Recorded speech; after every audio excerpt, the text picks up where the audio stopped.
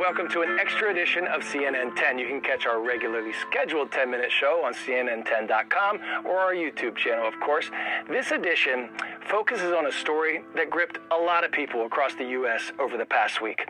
Conservative activist Charlie Kirk was shot and killed on September 10th on the Utah Valley University campus during an event for his Turning Point USA, a political organization that advocates for conservative politics. The assassination sent shockwaves throughout the nation and has quickly become one of the most divisive moments in modern U.S. politics. Kirk traveled to campuses across the country, promoting his culturally conservative views on topics like gun rights, abortion, and gender and sexual identity, all while encouraging others to debate with him on their views on such topics. Many of the debates turned very passionate at times, with both sides really trying to hammer home their beliefs.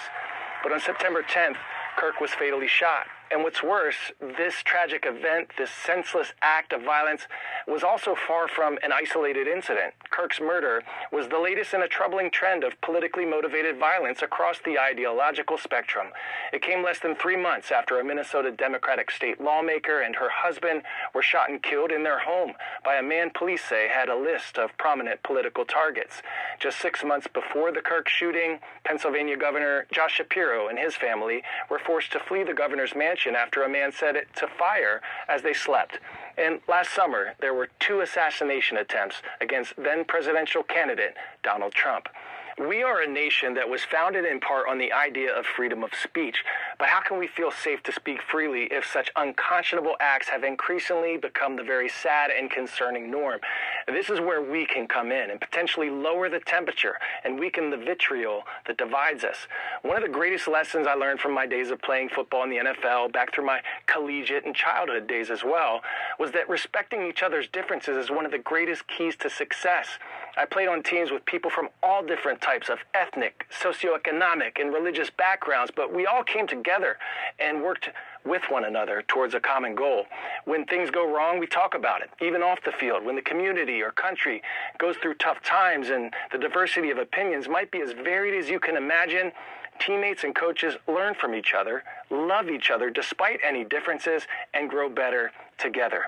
Charlie Kirk was a fan of the University of Oregon football team, and their head coach, Dan Lanning, says people could learn some valuable lessons through sports as he tried to put into perspective the current state of politics in the U.S. Listen. The U.S. could learn a lot from our locker room. I think the people in this world can learn a lot from our locker room. You walk in that locker room, you got guys of different races, guys of different backgrounds, different religions, and you got a team that loves each other. Like tons of differences, where they come from, what they deal with, and ultimately you got a team that loves each other. And I think we're missing some of that in our country. You know, you talk about, I recently found out like Charlie Kirk was a Oregon fan, right? I didn't know that. I heard for his wife, Erica, and their kids, like that sort of evil should never exist in our country. And that's what it is, it's evil. Like, I remember having to explain that to my family, right? I remember sitting down with my kids and explaining what happened, and they're talking about people talking about it at school, and it's just sad, right? But it's just as sad, you know, every day it seems like we deal with some sort of violence that's going on in our country, whether it's, you know, school kids in Colorado or kids in Minnesota at churches. I mean, life matters, you know, and I think we've lost sight of that, but I wish the world could learn a little bit of something from our locker room, because we got a bunch of people with differences, and what you got in there is a bunch of people that love there. And there's some people that'll be disappointed about how much I said about this, right? And there'll be some people that are disappointed that I didn't say enough, right? And I really don't care, right? What I do care about is if you disagree with me, if you hate me, if you don't like me, just know this: I love you. I absolutely love you, right? And life matters.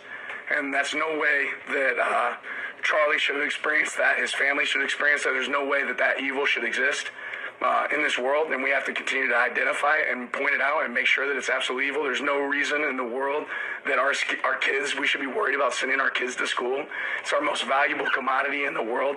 They should be protected. And the reality is there's just not a lot of common sense on both sides.